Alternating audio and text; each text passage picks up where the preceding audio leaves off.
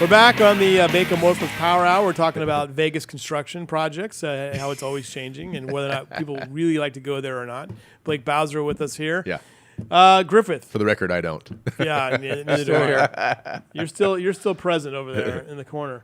Hey, we were talking about Shirley Muldowney and Muldowney, and tell me a little bit about your thoughts on her, what she's dealing with. Sucks getting old, huh? I mean, she's what, mid-70s? It just, we found, I never knew Charlie Beard personally. I knew about him, and just all part of it. As we get older, we're gonna more just it's gonna happen. I hate to sound so right. I hear you. Just callous about it, but it's just the golden years. Whoever named those, Mike knew Jack Williams, and Jack always told me that we'd sit down for lunch. He was our the track owner that I kind of came up with and taught me a lot. Him, my dad, my uncle, my dad's brother, and those guys kind of brought me along with Marvin Miller, who owned the track when Mike was out there racing. And we sit down and eat, and he'd have a big old pile of pills to take before he ate. He said, it sucks getting old, And whoever said the golden years, whatever, those things suck. So, And he ended up passing away about the same age, early mid-70s, I think it was. Right. So, he's been gone 10 years now. Crazy, but it's just part of it. It's part of it, right? Hate to be part of it, right? Yeah. And Tom Petty, I saw an interview one time with Tom Petty, and he said, if you ain't getting older, you're dead. So I guess that's the way to look at it, right? I mean, absolutely. We all got to get older, so let's just do it. People say, geez, you're old. I'll say, yeah, well, beats the alternative. Better than the alternative. No, I wish her the best, and hopefully, everything can be taken care of. When was she last out at Famoso for an event? She was our Grand Marshal, it's been about 4 years ago. 4 or 5 years something ago. Like that. Right. And she was very good for that event, signing autographs. She was. That's when she really just started coming out again and doing things and being involved. Yeah, that was one of her first kind of. She did a couple for NHRA the year before. I think they were celebrating a 50th of something, and she did a couple appearances for them. But she became more active in the sport since then. She was blown away at the magnitude. Of course, the march meet was always big, but it was big in a different direction. Right. It was a national event. It was a national event without the points, basically, is what it was. And that's when she came there. So she came back and saw this, and she was just. That's what's fun to see is some people that race there and have come back and see it. Remember a couple years ago when Dan Passerini came out, he was just like, "Holy crap, this is crazy!" Yeah, I mean, and really, Billy Meyer was the same way. Billy was just like, "Man, this." Well, is it seems like something. whenever you see your guys, we talked this before. Whenever you see the big show guys come out to Bakersfield, like I honestly sat behind John Force in that VIP section a couple years ago. He genuinely seemed to be having a great time, just enjoying the racing. Yeah. And I think that's kind of nice to see. You think of they cynically, I'm not going to bother with racing this weekend. Or I got a weekend off. Yeah, right. Last thing I want to do is when go we to the interviewed the racetrack. Dixons, I mean, they enjoyed being there, and it was just comfortable for them, and it was kind of fun. Yeah. So anyway, I hope for the best for her, and like to see her back out. And now our schedule at Famoso is what now? Nothing going on this weekend. This weekend we don't work any holidays. Right. So you're quiet this weekend. Next weekend is our first nighttime street tuner out there. We're going to run from 8 p.m. to 2 a.m. out there. So you're going to get no rest for yourself. We're gonna finish up after everybody else finishes up that night. So. All right. Now, okay, good. We'll see you at Denny's about 2:30. 2:30 in the morning, right? Okay, I need your help here. I need to give Griffith work. He doesn't have enough work to do. An assignment? Give him an assignment. So I gave him some assignments here. I was telling him, I said, okay, Auto Club Famoso Raceway, stories that are not about the March meet or the Hot Rod Reunion. So I gave him 2. I said, let's write a big story about Butch. Okay. Right? Yeah. Right? That's a great assignment. He's accessible, easy to find. Easy to find because Andra, in your opinion, has become. Well, little did he know I was already planning one on something else. Let's hold on. Well, Andra, as far as if you want me to answer that now, or behind the March meet and the reunion is the next biggest thing we have. I mean, it's when you combine the events. Right. Now, our Saturday night shows our one show this year is a big deal, but. I'm telling you what, behind that, it's Andra, and it's a happening deal. And here's another question for you. And Andra could become what, in your opinion? Could it become something bigger, or is it right where it I needs think to it could be. I don't know if Butch wants it to be. I think he's happy he lives in Delano. He's just happy doing a little race here. He always downplays. It's not a little race here. It's It's a player. Yeah, right. It really is. It's got bigger car count than our Heritage Series, which we're part of, that obviously does well when it comes here for March Meet and Reunion, but when it goes to other tracks, the car count tends to drop off. So it's about, the car count's about maybe half to a third of what his car count is. So he's a player in the nostalgia industry, I can tell you that. Okay, well, that just validates. So it could be what he wants it to be, I'll tell you that. That validates more my belief there for Griffith. Griffith is project number 2, I think.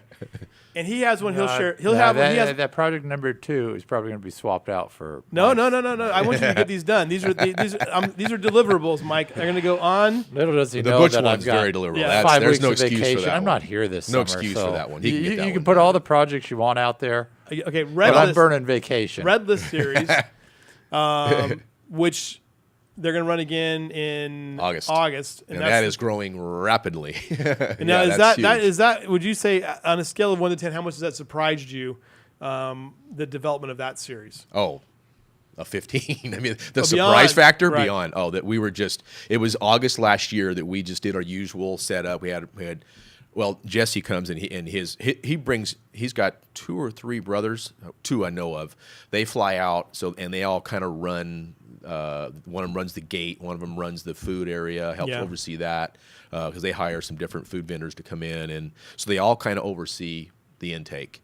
And man, we just could not believe the response they got last August. So that blew me away. Obviously, we're kind of prepared. In the truck series, it was even bigger. Even bigger. I almost said even huger. That's a terrible word. Even huger. But yeah, and then now I did forget our IFO Import Face Off is pretty darn big too. Yeah. That's a national touring series that keeps. So that's another one for Mike can take care of. We can get him in touch with. Get him into a Honda Civic. Hey, Griffin, now share with Blake your story idea. I think it's a good one. I think it's a really good one. Share. You're going to get this done quickly. No, this is the story that I'll be working on. We'll just share. I know he's working on the winners for the reunion. I know he's working on that. That's something I'm working on for October. The winners for the reunion. Yeah. Should I not said that to the public? Sorry. No, that's just a list. Well, we got the 25th coming up for the reunion, so we're gonna. There's only so many stories because. Like you were informed yesterday, 2 old dogs, Jeff Evans and Mike Griffith, they ain't here much this summer. Well, because the funny thing is, you want us here this winter as well. I need you to do some things. Yeah. The other one is who is the racer that you're keeping an eye on here? The young woman who's in part of that's won some races here. Is it Krista? Yeah. Krista. Yeah. That's so. Yeah. Do a story on her. Looking at her and the Summit Series as a whole. Yeah. But you know what? She'll be in Boise in August. Well, our track in June. She does the Night Flyer big bracket thing in August. So come up there. And she doesn't run Anro, though. No, she doesn't. Her car is a modern day super comp dragster or even running top dragster. It's right. It can run 7.5 seconds. Yeah, it's quick. Yeah. But it's interesting though. I mean, like the women, in why is it in drag racing that women are having so much success and maybe not in the other series? Griffith, do you have any take on that? I mean, it just seems like there's so many good women. The barriers were broke down a long time ago. We just mentioned one of the people, Shirley Muldowney, and we always say this. There's 2 Shirleys, Shirley Shahan and Muldowney, and they broke down the barriers years. I mean, we're talking. Shahan was running the stock We're talking cars, 60s, 70s. 60s and 70s. So drag racing is so far ahead of the curve when you compare it to IndyCar, NASCAR, anything else. Yeah. There's very few. I mean, Janet Guthrie and I think in IndyCar was the first. Very few, but you had women drag racing. Forever, and there were barriers. It wasn't easy, but right.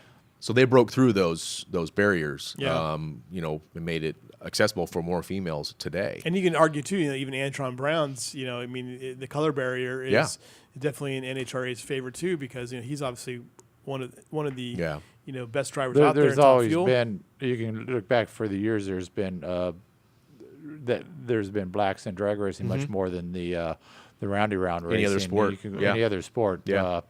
We go back to Eddie Flournoy out of the Compton area. They used to run Rodney Flournoy. Yeah. And Eddie's running now, but the Flournoys would come up here, Yep. low budget funny car team, but they would come up and run. And they didn't ever win anything, but they were up here running. They were having fun. They were supporting the sport. I think Rodney has won one national event. I think he has. I don't know which one it is. And now they're running a field altered. Yeah, yeah.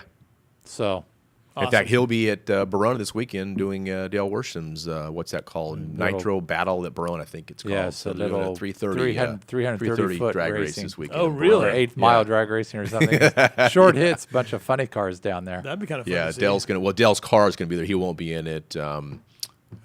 Denham's car will be there, and some fuel altered, some nostalgia funny cars. So yeah. All right. So anyway, give Griffith something to do. Give him some work. I want to hear an idea. You know what? He'll probably. Look at I tell you what. Getting all defensive. He'll say I have to do a first-person story on scraping the track. Yeah, we could take you out there and do Yeah. that whole. Yeah, here. We're getting ready. Good. Yeah, July is he would our. like two of us, maybe?